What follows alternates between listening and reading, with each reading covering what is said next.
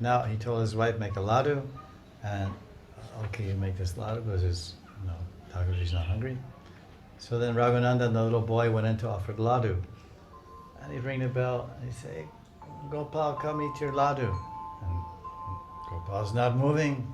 He says, Murti, Thakurji is just standing there.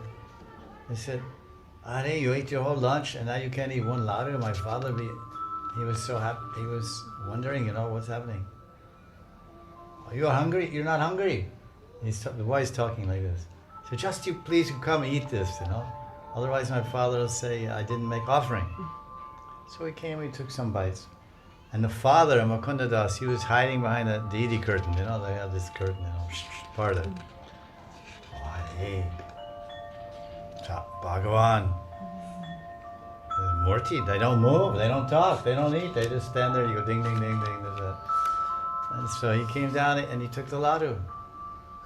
And then Raghunandan came out, so Daddy, I'm sorry, please forgive me, he didn't eat, he didn't only eat a little, my bhakti is not good, he only ate a little bit, my bhakti is very less, And he embraced him and said, oh Raghunandan, you're really a devotee. So later he went to Puri, or Rath Yatra, Charmaina Puri mein, Chaturmasya, they say for all of Sabhakta gone. So then they're in Puri, and then Mahaprabhu says, so, because Mahaprabhu knows everything, past, present, future, he's God. He says, so Mukunda, you have your 6-year-old, your 8-year-old son. So who is the father? You're the father or your son is the father? So Mukunda is a devotee, philosopher. He said, father. He said, Mahaprabhu, my son Raghunandan, he's the father. Mahaprabhu said, why? Kaise? Kyo? He said, because he has so much bhakti. Father means guru. Guru means superior.